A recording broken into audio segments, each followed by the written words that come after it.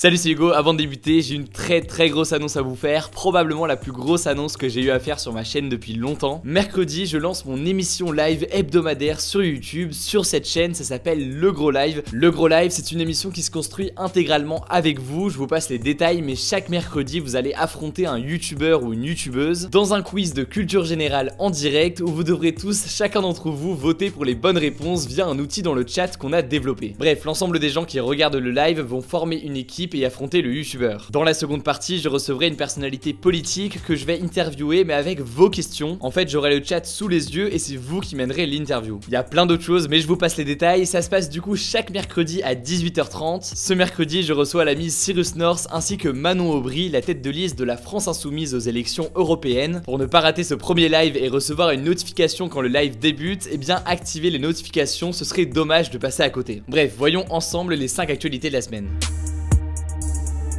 On commence avec les élections législatives en Espagne qui se sont déroulées dimanche dernier. Ces élections générales servent à renouveler les membres du Parlement, c'est-à-dire le Congrès et le Sénat. Ce qu'il faut retenir de ces élections, c'est que le Parti Socialiste arrive en tête, il a recueilli près de 29% des voix, soit 123 députés, mais très loin des 176 sièges pour avoir la majorité absolue. Conclusion, le chef du gouvernement, Pedro Sánchez, reste au pouvoir, mais il va devoir s'allier avec d'autres partis pour diriger. Le parti Vox, pourtant inconnu il y a 6 mois, a fait son entrée au Parlement avec 24 élus. Vox est un parti souvent considéré comme ayant un discours anti-migrant, anti-avortement, anti-mariage pour tous, conservateur et nationaliste. Entre autres, il est aussi anti-séparatiste, c'est-à-dire qu'il ne veut pas que la région espagnole de la Catalogne soit indépendante. C'est la première fois depuis la mort du dictateur Franco en 1975 qu'un parti considéré par beaucoup comme d'extrême droite est au Parlement. Bref, faudra voir dans les élections européennes à venir fin mai quel score ce nouveau mouvement sera en mesure de faire. Bien sûr, on vous tiendra au courant. Notre deuxième actu, c'est la crise au Venezuela. Le 30 avril, l'opposant au régime vénézuélien, Juan Guaidó, a lancé l'opération Liberté. Il appelait l'armée et le peuple à se soulever contre l'actuel président Nicolás Maduro. Certains militaires, dont 40 généraux, ont rejoint la population à l'occasion de ce soulèvement. C'était un coup dur pour Nicolás Maduro, qui est pour le moment encore soutenu par l'armée. Mardi et mercredi, des manifestations des partisans de Juan Guaidó ont eu lieu, donnant lieu à de violents affrontements entre des manifestants et des forces de l'ordre. Résultat, 4 morts parmi les manifestants selon l'opposition et les familles. A noter aussi qu'on déplore 200 blessés et 205 arrestations d'après Amnesty International. La situation est tellement tendue que Nicolás Maduro a failli partir pour Cuba où il voulait trouver refuge. En tout cas, c'est ce qu'affirme le secrétaire d'État américain Mike Pompeo qui dit, je cite, que le président vénézuélien avait un avion sur le tarmac prêt à partir et les Russes lui ont dit de rester. La prise de pouvoir de Juan Guaidó a échoué, mais il a appelé à des manifestations pacifiques hier devant les bases militaires, l'idée étant d'encourager l'armée à lâcher le président Maduro. Ce mouvement d'opposition au président Maduro, il est dû à la pire crise de l'histoire récente du pays. La situation économique est tellement catastrophique que les coupures de courant se multiplient et que les hôpitaux ne peuvent plus soigner les malades car ils n'ont plus de médicaments et d'équipements. Le Fonds monétaire international estime que l'hyperinflation pourrait atteindre les 10 millions de %. Certains pays, comme les États-Unis, ont reconnu l'opposant Juan Guaidó comme chef de l'État par intérim. Donald Trump a d'ailleurs affirmé, je cite, que la répression devait prendre fin rapidement et pacifiquement. L'administration Trump a par ailleurs menacé le Venezuela d'une intervention militaire et impose déjà d'importantes sanctions économiques au pays, sanctions qui font débat. En tout cas, j'ai déjà réalisé une vidéo sur la situation au Venezuela. Pour la voir, une petite fiche s'affiche en haut à droite, autrement vous tapez Hugo Décrypte Venezuela sur YouTube et vous allez la trouver. Notre troisième actu, c'est le début d'une nouvelle ère au Japon. À 59 ans, Naruhito est devenu le 126e empereur du Japon. À chaque changement d'empereur, une nouvelle ère s'ouvre et cette nouvelle ère est baptisée Reiwa, ce qui veut dire belle harmonie. Le père de Naruhito, l'empereur Akihito, est le premier à abdiquer au Japon depuis plus de 2 siècles. Il a régné 30 ans, de 1989 à 2019, et c'était l'ère Heisei, ce qui veut dire la paix en devenir. Il a cédé le trône pour des raisons de santé. Mais alors, ça change quoi pour le Japon de changer d'air? Et puis d'ailleurs, à quoi ça sert un empereur? Politiquement, son seul rôle est de convoquer la Diète, c'est-à-dire le parlement japonais, de remettre des médailles aux citoyens méritants et de recevoir des ambassadeurs étrangers. D'un point de vue religieux, il est un peu plus important puisque l'empereur représente le culte japonais du shintoïsme à travers sa participation à divers rites annuels et prières pour la prospérité du pays. On l'appelle d'ailleurs le Tenno, l'empereur du ciel. Le shintoïsme, c'est un ensemble d'anciennes croyances japonaises et plus de 90 millions de japonais seraient pratiquants. Bref, plus concrètement, l'empereur n'a pas de pouvoir de gouvernement. D'après la constitution japonaise, il peut seulement donner l'exemple et transmettre des messages symboliques. Akihito avait axé ses initiatives sur la défense de la paix et des valeurs démocratiques. A priori, le nouvel empereur Naruhito pourrait plutôt peser sur les questions environnementales et plus particulièrement sur l'accès à l'eau, un sujet dans lequel il était très investi en tant que prince héritier. Ce que l'on sait pour le moment, c'est que le premier dirigeant étranger qu'il rencontrera sera Donald Trump, qui doit effectuer une visite officielle au Japon du 25 au 28 mai. On va maintenant parler des manifestations du 1er mai en France. Cette année, 7500 policiers et gendarmes étaient mobilisés pour encadrer le cortège, composé notamment de syndicats, de gilets jaunes et de black blocs, des militants anticapitalistes radicaux. Au total, 164